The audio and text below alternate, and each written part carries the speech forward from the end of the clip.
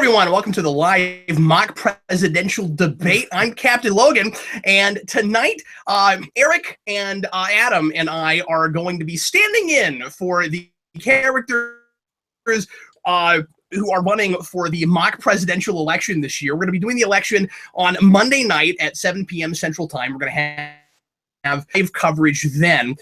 So tonight, what we're doing is each of us is kind of going to make a case for the character that we're each standing in for. So we're not pretending to be that character. We're just gonna tell you through a kind of formal and moderated debate with Rasco, who I'm gonna in just a second. We're going to kind of tell you why we think our character makes most sense to be elected the mock president. I will be answering questions in the stead of Jean-Luc Picard, because of course these fictional characters could not be here this evening. They have other things to do. And Eric will be standing in for, and Adam will be standing in for the 12th Doctor.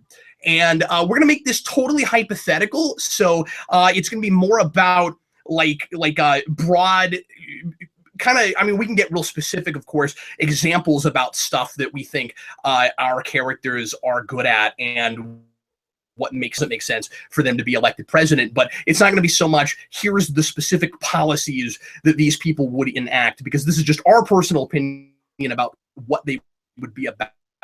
And with that in mind, let's go ahead and jump over to Mr. Rasco, and he's going to be moderating the debate for us tonight. He's going to tell us the rules. I have no idea what's going to happen tonight, what the rules are. I did not write the questions. I am, from this point on, a player in this game, and we're going to go ahead and give it to Rasco right now. So, Rasco, okay, and the show is yours now, sir. All right. Well, thank you. Hi, everybody. I'm Rasco.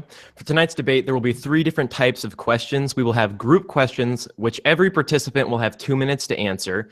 Individual questions, which you will have 3 minutes to answer. And audience questions, which you will have 2 minutes to answer. If a debater wants to respond to a statement made by another debater, they will have 30 seconds to do so. And I will be keeping time, so don't worry about that. So. Awesome. Shall we begin? Yeah. Sounds good. Yes. Sounds I'm mortified, but yeah, let's get started. Okay, so this is a group question. You will each have 2 minutes to answer this question, like I said. Okay, let's start with Adam. What would you say is the core issue your nominee would be best equipped to solve? Oh, the core issue mine is equipped to solve would probably be, invasions, alien invasions, people trying to take over the planet. Because back many times in the past, who can forget when they tried to turn every dead person into a Cyberman, or even ridiculous ones. Specific Doctor handled, like the adipose, but things like that. But I think that would probably be his best.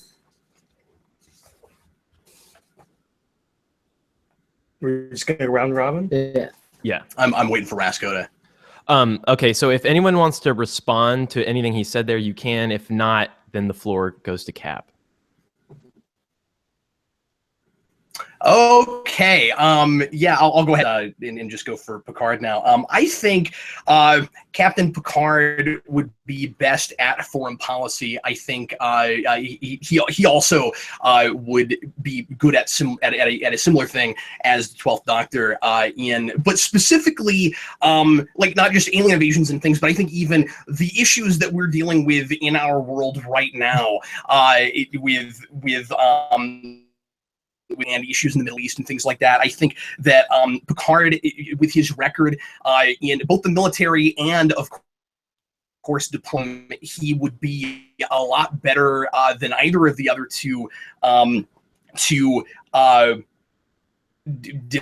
different groups to sit at the same table to see all sides of an issue and to not look like we're we're xenophobic and all about ourselves, and really figure out how we can all, live on this planet better, and help each other as opposed to our own interests. But he also, and one of the reasons he would be best at this and solve this problem better than anybody else, is because he wouldn't get in the middle of issues that don't concern us until it became a global issue in the first place. Picard wouldn't try to police the universe like America kind of has a lot in the past. So if it's an internal issue in the first place, it's like with the Klingon Civil War in TNG, he would allow that's his morality. He would allow that state to work those things out for themselves until it became an issue that he couldn't deal with. He also wouldn't start wars, and you have 10 seconds. Never has started a war. I'm done. All right. Okay, so now Eric, you may answer. You have 2 minutes. Go. All right. I think the thing that makes Obi-Wan I guess what he's strongest at? Was that the question? What issue that your nominee is best equipped to solve? Best equipped to solve, yeah. Number one for Obi-Wan is conflict resolution. We're involved in a number of conflicts already, and he's a general in the Clone Wars. He cares about soldiers, and single-handedly won that war, and he did win that war. It might not have turned out well afterwards, but he did win that war. He's a good diplomat. Maybe not as well versed as Picard, but he's certainly well versed in aggressive negotiations and trade disputes, and things of that nature. So I think he's someone that can deal with a kind of political issue, but if things go wrong or sideways, he's also equipped to deal with that very well. I think that's all I got. Okay, so now let's move on to we're gonna have 3 individual questions. So this question is aimed directly at Cap. So what is your candidate's stance on, and you kind of answered this, but you can go into more detail here. So what is your candidate's stance on military intervention in foreign countries, and when is America's military obligated to get involved in foreign conflicts, if ever? I would say Picard wouldn't want to get involved until it became an international problem, or unless someone was starting a war with us and couldn't do anything to create. We couldn't do anything diplomatically. There's no treaty or anything. Like I said, Picard wouldn't start a war if he could help it. But he is essentially a pacifist, but he's not squeamish when a military kind of situation. So again, when you look at something like the Klingon Civil War, that was a situation where he was involved in an internal situation to a degree with the legal practices of the Klingons to be the arbiter of succession for the Klingon chancellor, but he wouldn't go as far as to get involved in their internal civil war.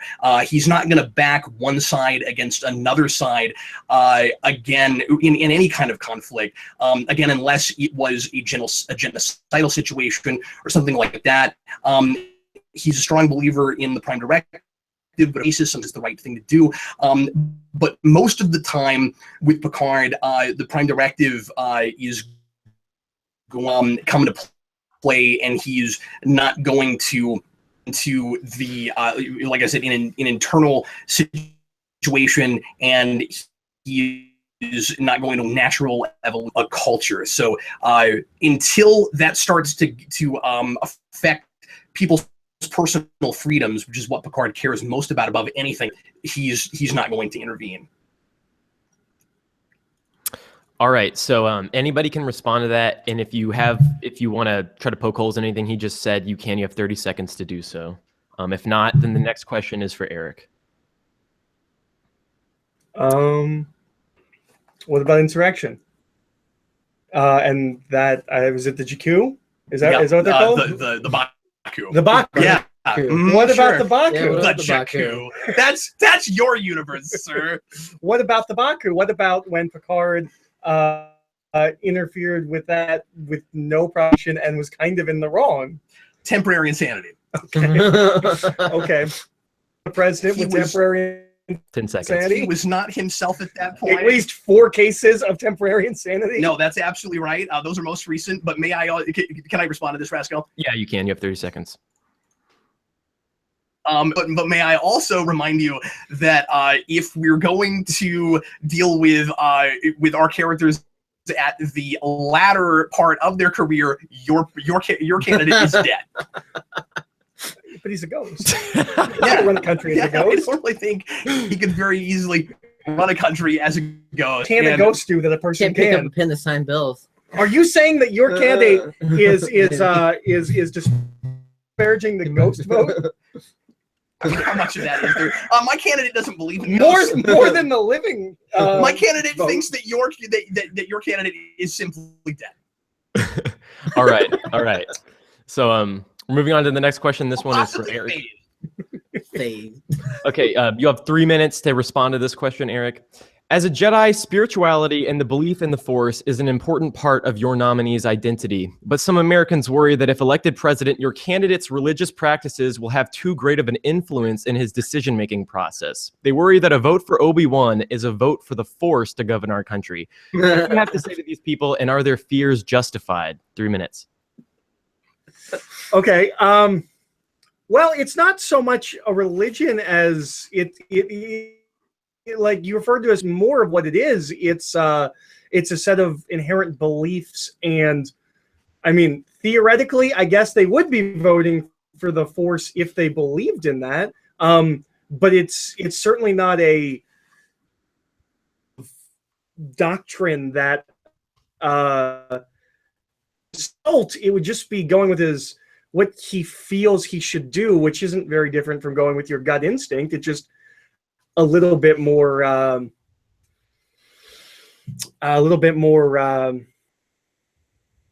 conviction behind it, because he thinks that is the will of the Force, but that doesn't really affect the American public. It has nothing to do with any kind of religious freedoms or anything like that. We have had presidents of at least a couple different faiths, if not no faith altogether. I'm not sure why being a Jedi would affect it. We would elect a monk, and that's really what a Jedi is a space monk samurai. So I'm not really sure how that would compromise his positions at all. Okay. I think that's all I got. All right. If anybody wants to take him on there, you may do so now. 30 You wanna seconds. rebut? Okay, I will then. So I think people might be. I think the concern is somewhat justified. That everything Obi-Wan would do would be because of the Force and and because of his religious beliefs. But more than that, I think it's the worry that he's simply too physically powerful in the first place. If you have the ability to change people's minds with the wave of your hand, how do you know that you have that anybody around him has freedoms? How do you know that he's not just signing executive orders willy-nilly because the people around him he can get to go along with it? Well, because you watch for him waving his hand. We'll tell that. And he doesn't. And he can't do it to a mass population. It's a person by person. Sure, but behind closed doors, he could easily get something passed through. Any different than surrounding yourself with yes men who just say what you want them to say? And Obi-Wan that's not what Picard. And Obi-Wan has never been one to use that in those kinds of situations. That's true, but I don't think people could necessarily trust it. I mean, I think they can. He has never prior used it in a political or diplomatic situation like that. Is he or in crisis situations of actual danger that we know of. and might I've have read a been, lot of books, man. might have been totally manipulated himself by Palpatine, which would make people worry that he could turn into that also, or that he might be, being controlled by some other evil Sith and force. Jedi are different. Okay. We'll let the public decide. You know, there's a clone of your candidate who's a crazy person. And he's dead. Okay. And he was not Picard ever. Okay, are we ready for the next question, guys? Yes. This one is for Adam. You have 3 minutes to answer. The doctor's outward appearance and personality seem to change every few years, and some voters worry that they can't vote for the doctor because they have no idea what kind of person the next doctor will be like. Should this be of concern to the voters? I have a note. Sorry, go ahead. I don't think it should be of a concern to the voters. I think deep down the doctor's the same individual. And what matters, no beliefs, for the most part, through the length of all of his various generations and personalities. What about the War Doctor? That was temporary insanity. I'm going to claim temporary insanity too. But I'm pretty sure that's a couple hundred years of temporary insanity. There's a couple hundred years in the lifespan of somebody that's lived like For us that are only living normal spans of life and he's being elected for 4 years, quite a lot. When you say for the most part, my worry is what isn't covered by for the most part. The War Doctor. The less part is really what we're But I concerned about. would even say the current Doctor, when he regenerates, and I'm not real up on the current Doctor, so correct me if I'm wrong about this, but he immediately is a line. He's come around on this some, but he's immediately more cold and he doesn't like hugs and more and he's got more negative personality traits than we've seen from before. He's more insecure. He's not sure about his own goodness, and if he's able to get to that place where he's that unsure of himself, he could get to that place again. It's all about it back again and how that affects him. That makes me think that we have to question a little bit his mental stability. At this point, he can't remember people's faces if they're not important to him. That's not something that I want in a candidate. Well, I can see it in my opponent. That is a good point. Well, good rebuttal. Good rebuttal. Yeah, there's 1 minute left. If anybody has anything left to say, if not, then we can move on to the first audience question of the night. Up off the floor, Adam. move on now. Okay, so this is a audience question. So all the time, the Doctor for president. it's an audience question. Each of you will get to answer this, and you'll have 2 minutes. We'll start with Cap. So this is from Nathan Snyder. If you are president, how would you use your power to benefit the populace? Well, luckily this is not about me. If Captain Picard was president, he would use experience and knowledge working in a overall society in order to society have today. So he would not alter within the system that we have, but he was that that resources are not we don't have immediately makes the more kind of socialistic society that you have in Star Trek difficult in the world we're in now, or at least that's the. Wait, this is weird. I never get into politics on this channel. But that's the system that we have now are more democratic and monetary system. That's not the world he lives in. There is no money in the 24th century. But I think he would be able to help balance the budget better than other people would, and he would be able to help create jobs and things because he's not used to finite resources, and so he would err on the side of frugality. He would be a lot more keenly aware of how much he actually has to spend versus versus the deficit, and wouldn't want to run up that deficit. And furthermore, he is all about people bettering themselves and society bettering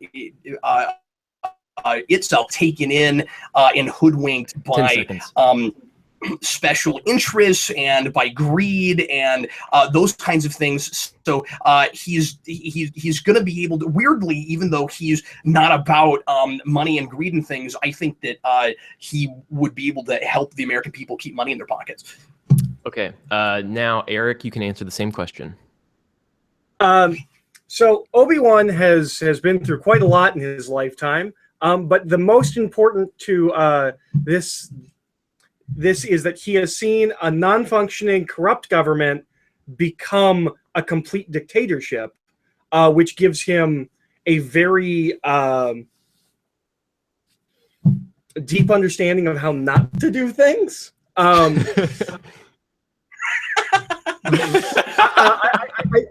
think with being a Jedi who is very much a servant of the people, that's already a similar kind of role where he is responsible to other people besides just himself. He's already almost a public servant and has seen how things can go bad, and so I think that he would really represent the people and would I would think would be kind of harsher on corruption and very what's the word, transparent. I think Obi-Wan is someone that would be very transparent about how he's dealing with everything and what's going on, and that he's kind of a sage-like figure and someone of wisdom who might be able to heighten the American populace. And that's what I got. Awesome. All right, now Adam, same question to you. I guess the Doctor's always been a man of the people, a populist character. He's always butted heads routinely with the people, leaders on Gallifrey and other leaders, and I think that he would not be behooving to, other people in Washington and let them dictate where he was, the agenda he wanted to set if he were president. About that? Yes, you may. Okay.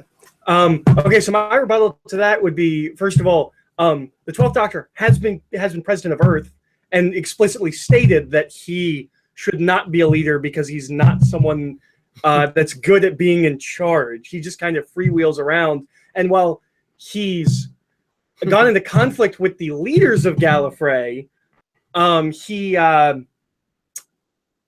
he's in conflict with any authoritarian figure. I think if he was president, he would almost have a disregard for all other parts of the government. Him being okay with the Secret Service, I don't think he'd play by the rules. I think he would replace all of them with an underqualified chick that he would just tool around with. Well. I mean, you gonna make his point for him? I could make his point for him, but hey, he's got a robot dog that's a little laser. I could work inside for him. I could do it. I want to see him in one of those coats. I want to see K9 with one of the coats. He can wear some sunglasses. Does the 12th Doctor have K9? No. Oh, okay. Kind of disappeared, I guess. I can debate this. I'm being somewhat hyperbolic, I realize. All right. Well, if that's that, then we can move on to the next question, which is for Eric. Actually, nope, this is a group question. Never mind. So, group question. What character or characters would your candidate consider nominating for the Supreme Court? This nominee must be a character that belongs to your candidate's party. So, Adam is allowed to use anyone that's not Star Wars or Star Trek, but you guys have to stay to Star Wars and Star Trek. Buzz Lightyear, dude. Who's starting? Let's start with Cap. Oh boy, starting with me. Okay. So am I just choosing one character or a number of characters? One. If you have multiple, that's fine, but just at least one. Okay, so for the Supreme Court, I think Picard would be likely to start with Riker because Nepotism. is my turn? Wrong. Right. Right. Oh, that nasty captain. He is Riker has been Picard's right-hand man for a lot of years. They both share the same values. He has a lot of that same diplomatic experience, and also he's he's got a lot of military experience. He also has been in court situations weirdly a number of times. Riker is Riker is really good in the courtroom scenario. He was the prosecutor of Data. He lost, but he was hoping he would lose. But he did his best, trying to prove that Data was not a sentient being, because he's working within the letter of the law, and this is how they believe justice is best served. So he knows that someone has to argue that other side, and I think he would always be fair about whatever his ruling was, just judging what he's been like on as a prosecutor, and even when he's been on the other side, and he was being prosecuted himself. Beyond that, I think Picard might pick Guinan, because she's a good listener, and she she's very level-headed, and again, she would always do what was best for preserving justice, and wouldn't have her own interests involved. Those are the first two major characters that come to my mind. All right. Now, can I character assassinate? Oh, go ahead. Sure. Go ahead. Wait, can I character assassinate? Okay, Riker's a fine choice, especially Riker. Guinan? Select the spiritualist after degrading my candidate. Also, what is spiritualist about Guinan? Doesn't she have like cosmic awareness? Isn't she like very? That doesn't have anything to do necessarily with religion, though. It's simply a sixth sense. She's able to, just because of the species she was born into, she's able to see across time and different dimensions. That doesn't necessarily have anything to do with spirituality. That seems like that would give the president a lot of power and the ability to things he should know. Also, fully aware only tends to come up 20 when seconds. when the timeline is disrupted. Also, what else does she know out there in the universe that she's not going to tell us about until it becomes relevant? Like the Borg. 10 seconds. That doesn't have anything to do with being a court justice, though. It's keeping information from the American public. 3. Which not her 2, job, really. She's making. Okay. 0. All right. So is it me next? Yes, it's you. The point I could have made in that final second. Okay. So I think the obvious choice for Supreme Court Justice for Obi-Wan would be Mace Windu. I think he would put someone who is both older and wiser than him in a position of power to keep him in check, so that he could also keep them in check. Mace Windu is also a war hero, and is a very wise leader. Or at least that's what they told who can also destroy Max with his fist. And he is a commanding presence. Sure. Sam Jackson, man. Ending. Okay. And unlike some other people like Yoda, Mace Windu isn't someone who ever holds anything back. He's very kind of he speaks his mind. He doesn't scheme or like play the odds. He does exactly what he thinks should be done, which is what you would want in the Supreme Court justice. I'm not going to rebut that. Justices are usually really boring.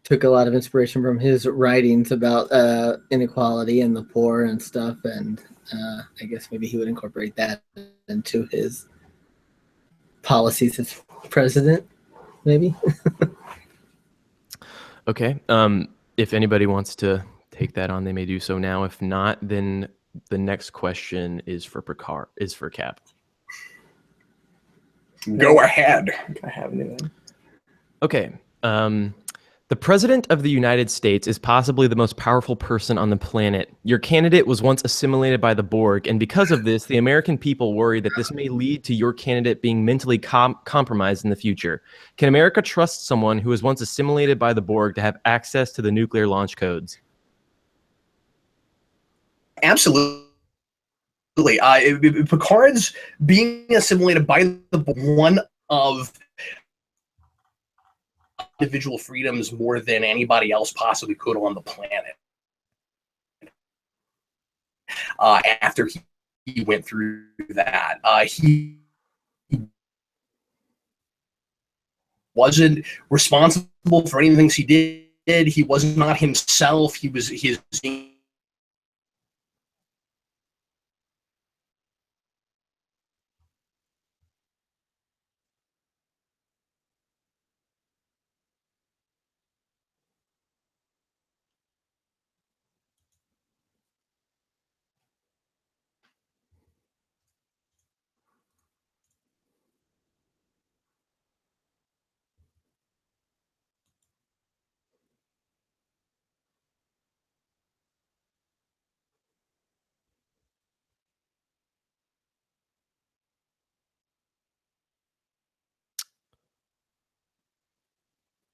Whoa. What the heck? Are we back? Yes, Hello? you are. You're back. You hear me? Okay, cool. He and your time is out. He is he's talked out of all that by Lily, and it kind of comes back to his senses, and so he never acts on those emotions too well. Okay, he does it temporary insanity in first contact. Before that though, before all that though, he's dead. Before all that, when you get to Iborg, instant lynched was somewhat lynched. In Iborg, Picard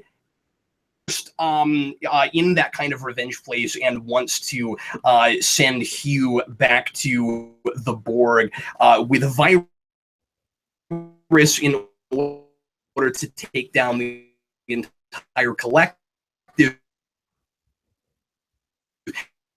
And he comes to see Hugh as and realize that he's not.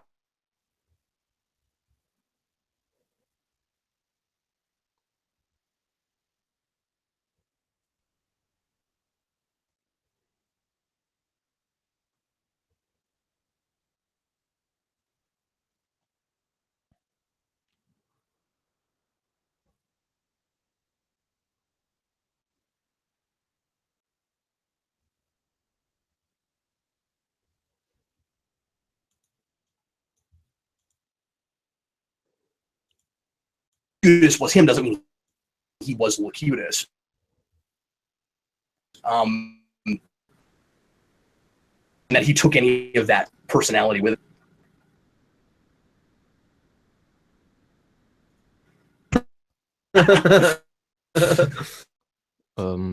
I'm lagging a little bit. Sorry. I believe. I think. Oh, Let's yeah, go. Yeah. Okay. Can you hear us? All right. Yeah. There's just interference. Okay. Are you done? Are you done, Cap? Interference as well. Borg interference. Yeah, I'm all finished. Anybody want to rebut them?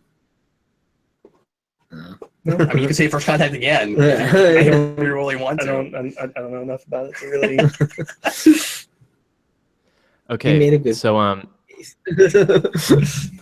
Never go. the next question is an audience. The next question is an audience question from David Crabtree. How would the candidates work to strengthen the economy? In particular, Captain Picard comes from an era that claims that money does not exist anymore. We'll start with Eric. Okay. How would Obi-Wan strengthen the economy? Say it with me. That is probably really loud. If I'm anybody- sorry. I'm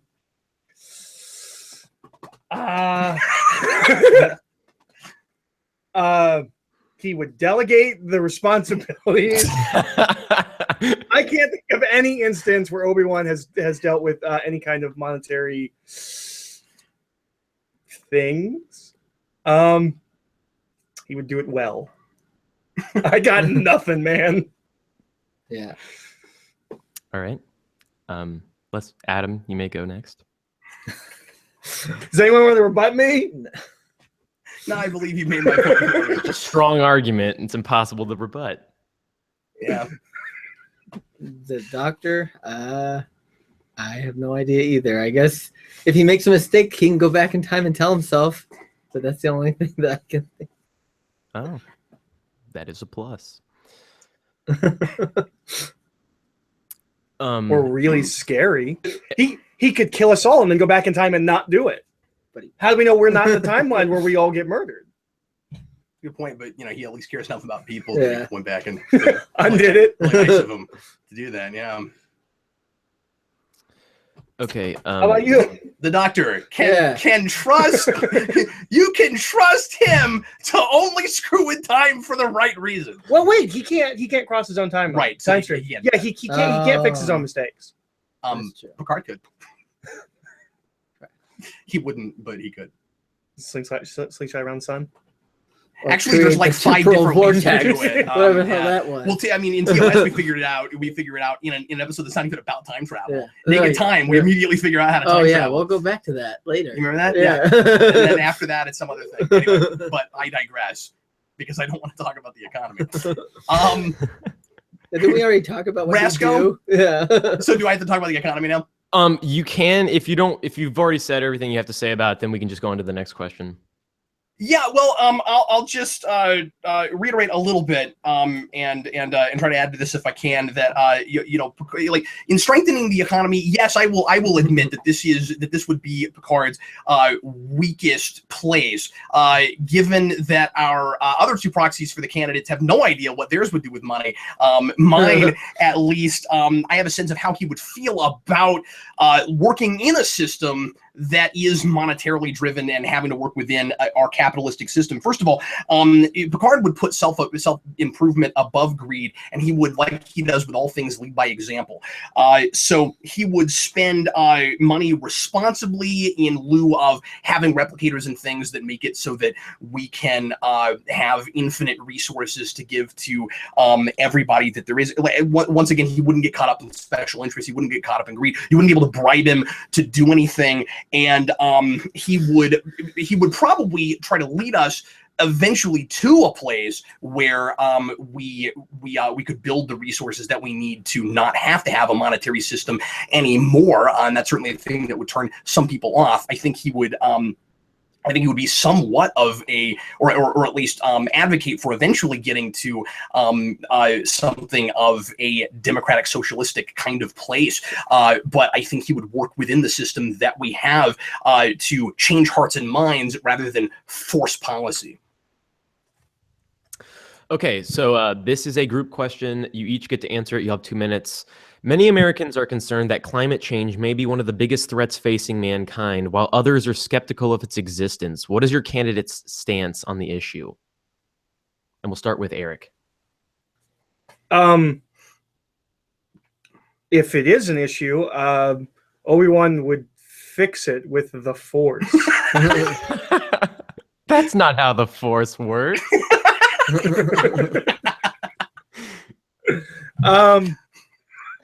No, please elaborate.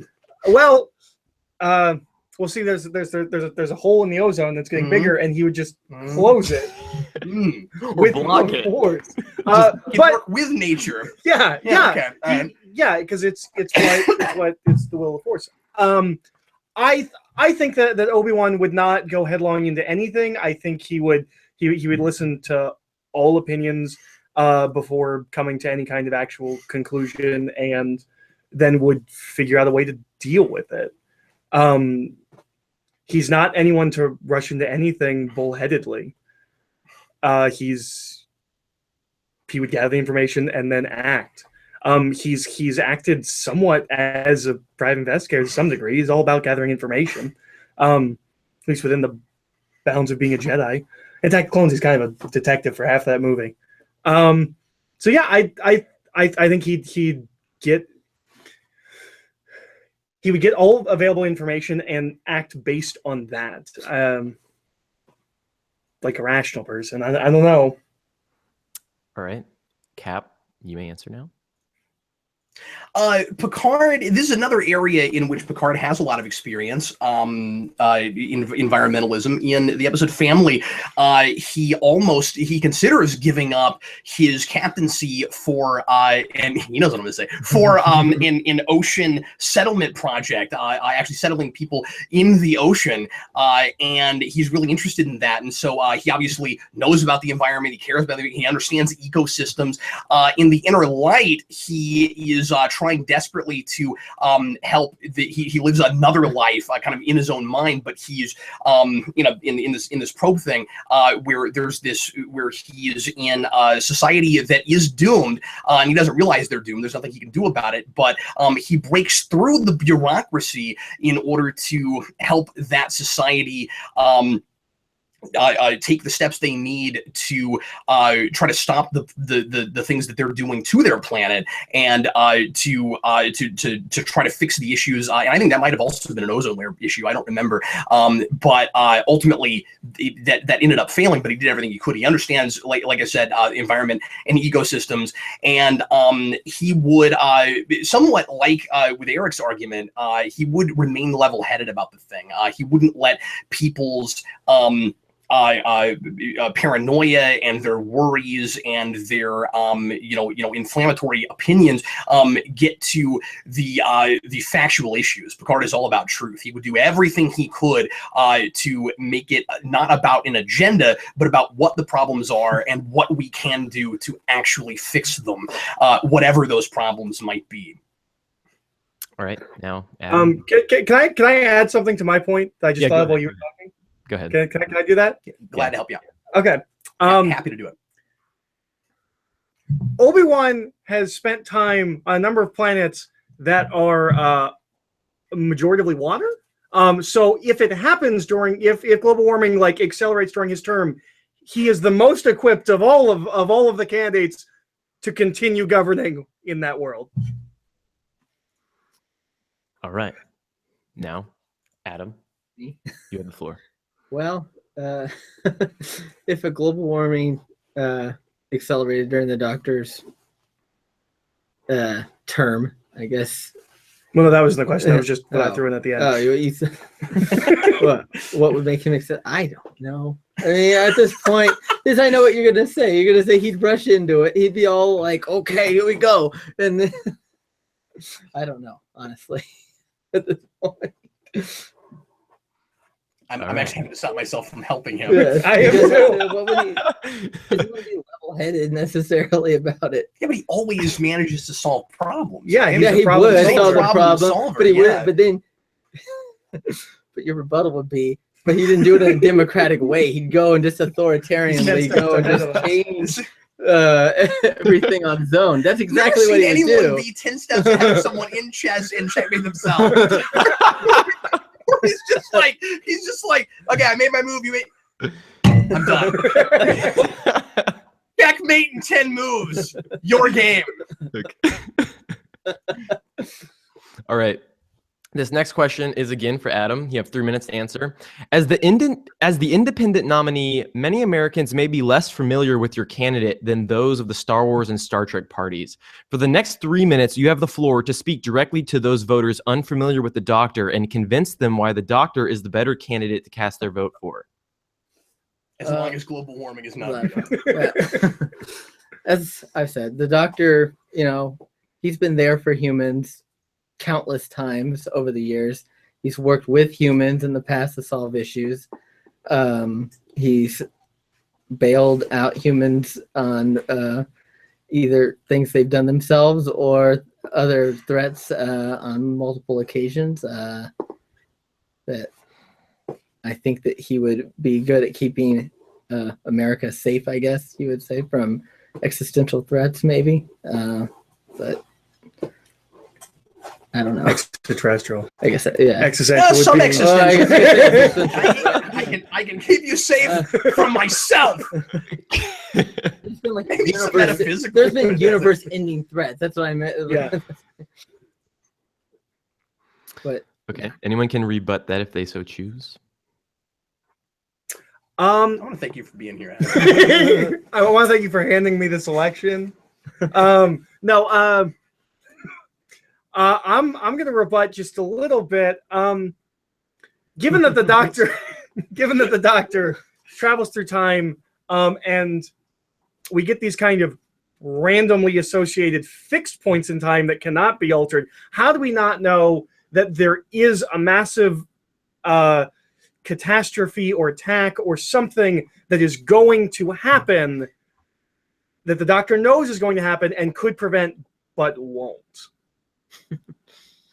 oh gosh. I don't know. You got me. There.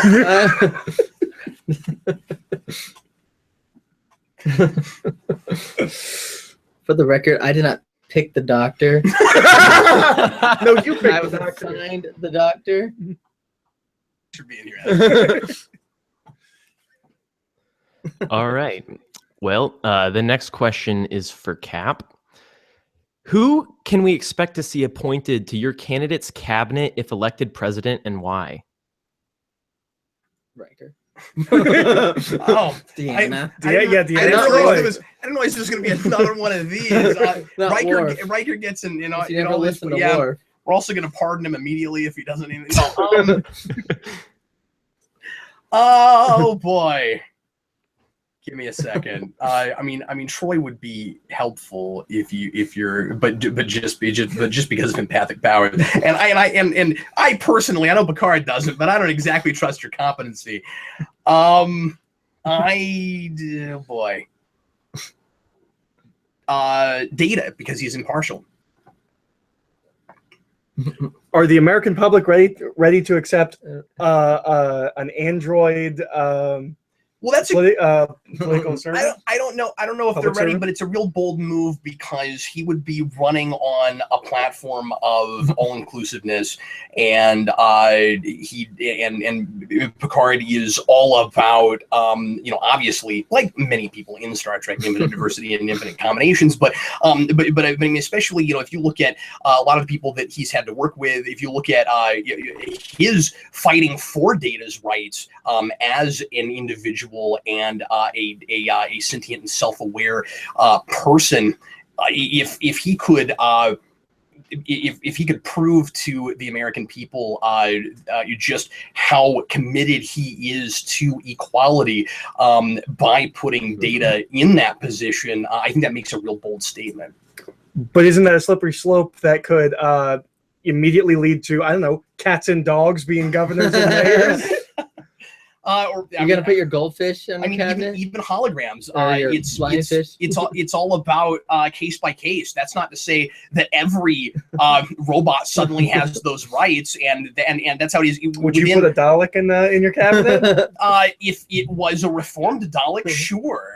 If such a thing is possible, even in export drones, say 7 of 9 could be in his cabinet if he trusted her to make those kinds of calls. I don't know that she's right for that, but I'm just saying that someone like that, just because you were a Borg or you are an android, doesn't mean that you are not competent, that you're not a human being, that your interests are not the interests of everyone else. I like the idea that Picard, as an Earth-born human, and of course in this particular election, we're not really worried about whether or not these people were born in the United States, because even though the only Earth-born human we have in this in this election is Picard, he's still born in France, but he's but again, I think it makes a real bold statement, and it means a lot if he were to choose somebody like Data or Worf as a running mate, or to put them in the cabinet, something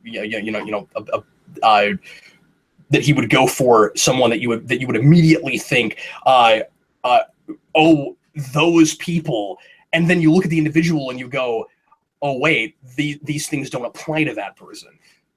I would just like to rebuttal by reiterating what my opponent just said. Born in France. And he's born on Gallifrey, and yours was born on I don't know where Obi-Wan was born. Well, because I'd like to see a certificate. Born in the Bronx. He's in the Jedi Temple, so like where he comes from isn't important because he was raised in the Jedi Temple. Yeah, sure. I'm just saying I don't know. All righty then. Well, this next question is for Eric. In the past, your candidate has referred to blasters and other projectile-based weapons as uncivilized as well as clumsy and random. Does this mean that your candidate is anti-Second Amendment? No, absolutely not. He's pro Second Amendment. He just believes that there are more civilized and better ways. He wouldn't take away anyone's guns or blasters or anything like that, but he would try to educate people on more nuanced ways of combat and living. I mean, if you could extrapolate the blaster thing into a larger metaphor, if you will, he could really try and help guide us as a country into a more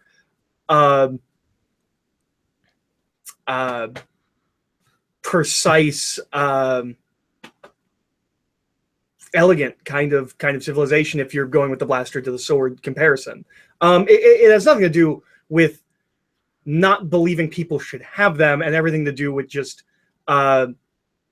not thinking that they're too common and too easy, and you should have to work for and be close to what you're doing. All right. Anybody can rebut that if they so choose. I would just like to suggest, this is not actually to rebut any of Eric's points, but I would like to suggest that there is every possibility that the Doctor would be anti-Second Amendment. True. And that he would try to take away everyone's guns. You're going to lose. I have nothing to add. All right. This is another audience question. This is from Bobby Singer. Question for all. ISIS announces that they've acquired nuclear weapons and will be using them on an undisclosed location in 24 hours. How does your candidate respond? We'll start with Adam. We have popped the tab of the can of worms. Here we go. What was the question? It was, I don't even remember. It was, they. Can you repeat the question for the other candidates, please? ISIS announces that they've acquired nuclear weapons and will be using them on an undisclosed location in 24 hours. How do you respond? Well, I would get in the TARDIS, find ISIS. You are not the Doctor. The Doctor would get in the TARDIS, find ISIS, get their bomb, and then take it and throw it out in space. Problem solved.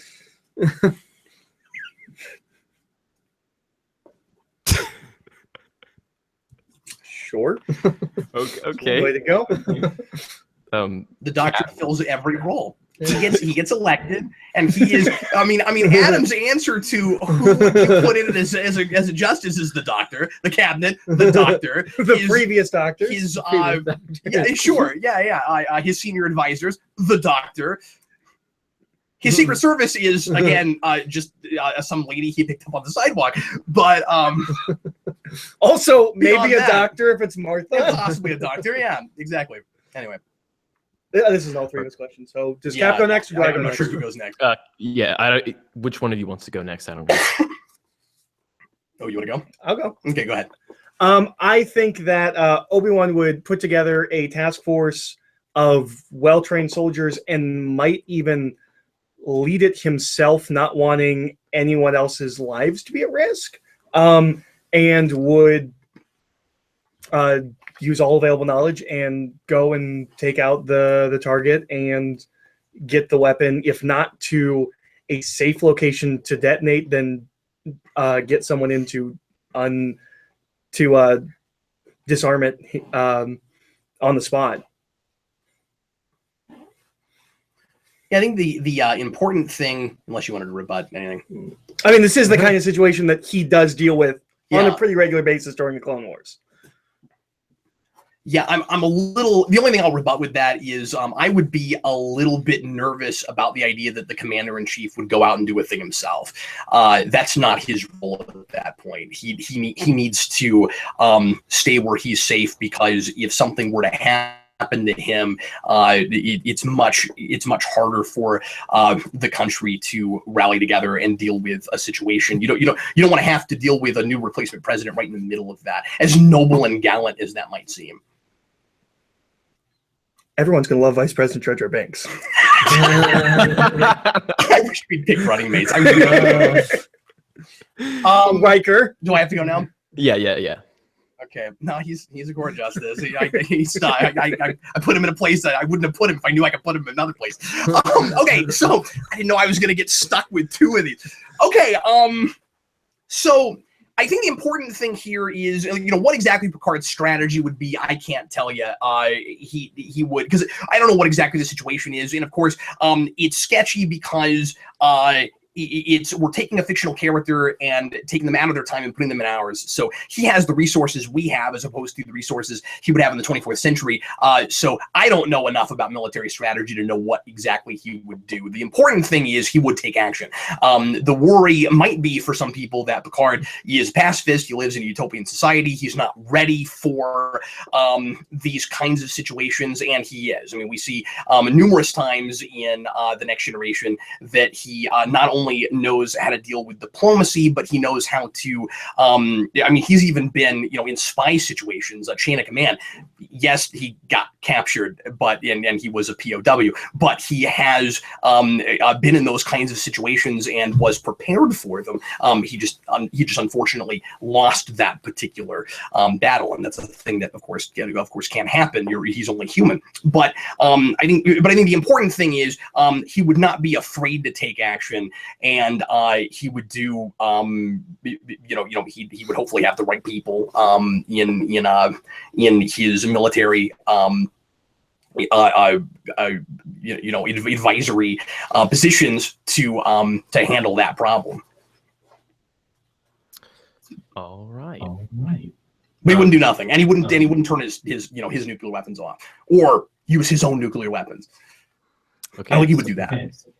Right away. Is this next question going to be the last question? It's up to you. I'm not looking at a clock.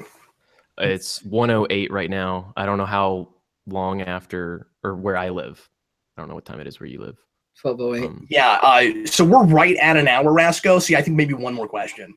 Okay. This will be the final question. It's a group question, so you each get 2 minutes to answer. Is your candidate a good role model for children? Start with Eric. Absolutely. My candidate is not only a good role model for children, but also has served in capacity as teacher to multiple children, in fact, classrooms of children at points in time.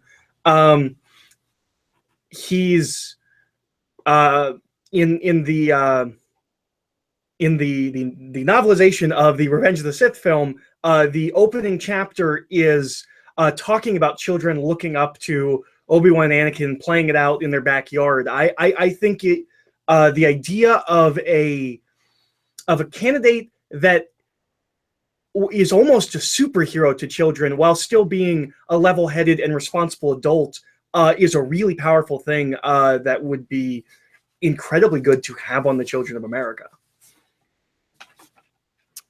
All right. Cap, you may answer. So the first thing that comes to Eric's mind when you ask me this question is Picard hates children, and that just means he's never watched Next Generation. So there is no better role model for children than Picard. I wanted to be Picard when I was growing up. That's why I was so happy when he got the Star Trek nomination, and I got to be the proxy here. First, I'll talk about why he's such a good role model, and then I'll talk about why he doesn't hate children. The first thing is he is such a good leader. He is really, I talked a lot about his accomplishment as a diplomat and stuff, but I haven't talked as much about how principled he is, what his morality is. Picard is, again, all about individual freedoms. He's all about truth and justice, not necessarily the American way, because of when he lives and what that society is like. But we've in a way he's gotten past the American way. But he, Bad hombre. But he believes in the preservation of life. He cares about the sanctity of life, so long as that doesn't affect those other three things. So individual freedoms, truth, and justice. The next thing is preservation of life. And he's and I think that he is the perfect model for children to embody, because he knows how to he's level-headed, but he also knows how to reevaluate his convictions. So he's never above taking a hard look at himself and trying to decide whether or not he's right about a thing. He's never above that. It's not about his ego. He's confident. He is self-assured. But he knows how to take that good hard look at himself. He's introspective. He's thoughtful. All of the things that that we kind of expect from a mature adult who is responsible is embodied in Picard, plus all of the leadership skills, the ability to delegate, to know, and I think the most important thing is that he's able to look at himself when he's wrong and make a change. He's all about self-improvement. There's no more important lesson to children than you are a worthwhile person, who you are right now, but you should always be trying to improve yourself and to change. And that is Picard in a nutshell. Oh, and he doesn't hate children because at first he doesn't. Early on in TNG, he's not used to kids. He doesn't like children. He gets out of that. Over time, he changes and grows. When you look at him in Disaster, he helps a group of children get through the ship. He starts to develop more of an appreciation and affinity for children. With that, and also with helping Wesley Crusher to grow up, he never has children of his own, certainly. But this is the only thing I'll probably take from these movies as a as a positive thing to use in an argument. But by generations, his perfect life is finally getting married and having children. Something he at some point decides he wants to have, even though early on that wasn't an interest to him. So. Liking children and dealing with children doesn't come naturally to him, but that doesn't mean that he doesn't care about them. And he certainly develops more of that as that show progressed. All right. And finally, Adam. I guess, yes. He's a good role model for children. I thought he might say no, honestly. He, To be honest here. He always, I guess he could inspire them to, fight for what they believe in and to, adhere to their, to their personal code and stuff. And I guess that's all I have to say. All right. But we know the Doctor hates children. Okay. Well, I guess that concludes the debate. Okay. Rasco, I want to thank you so much for hosting, for your great, thoughtful, and sometimes hilarious questions. This was a whole lot of fun for us. Something we've never done before. We had one debate on the channel before. It was very different from this, with Steve and Dan, who were both far more prepared than we were for this. This was somewhat a little bit more laid back and a little bit more tongue-in-cheek than that, certainly. I'd like to do more debates down the road on the channel. This is a really fun thing to do. I'm glad we finally got to know, and I'm glad I got to participate. As nervous as I was, it was a whole lot of fun to do. Once again, thanks a lot, Rasco. On Monday night, 7 p.m. Central Time, we're going to have election coverage, not of the real election, which is the night after that, but of our mock presidential election. In this particular case, Dan and I and Eric, if he's around, we're going to be pretending like this is actually a real thing that's going on, and we're going to kind of improv for you for an hour, talking about what the candidate candidates are up to and how the world at large feels about the candidates and what the reservations are and what the social climate is like and those kinds of things. So that will all be completely 1 hour of BS. This was maybe 25, 40% BS. That'll be 100% BS.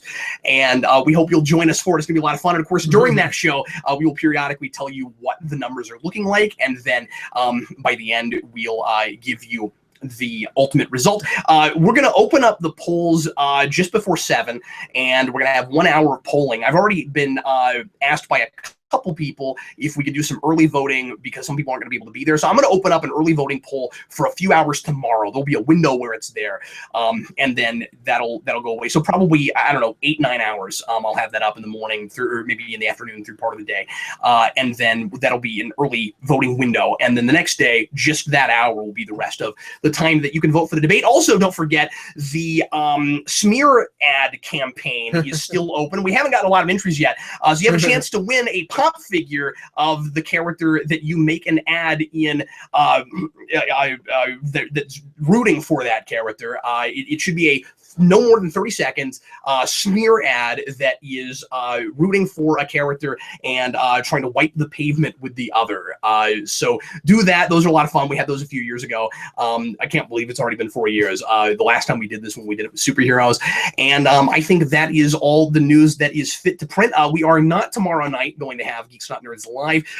Instead, on Monday after the debate, we'll be doing the Doctor Strange spoiler cast. So join us for that. That'll be about 15-20 minutes. I said debate, excuse me, election coverage. That'll be 15-20 minutes after the election coverage, so somewhere around 8:15, 8:20 my time. The spoiler cast will begin, and I'll make sure everybody has plenty of notice right after that that you can go ahead and jump in. Thanks a lot if you were watching live. I wasn't able to look at comments this time, so I don't know who was here, how many people were here, but we sure appreciate everybody being here and asking questions and being a part of this and interacting with us. Thank you guys so much for coming in and doing this with me. I know this was a weird and strange experiment, but I had a lot of fun with it, and I hope you did as well. Rasco, once again, you were absolutely amazing. You're welcome. I agree. It was a pleasure. And thanks a bunch for doing it. We'll see you again shortly with lots more content and things here on the channel. I am Captain Logan. This was Eric. I was Eric. This is Adam. Hey. And that's Jackson Rasco.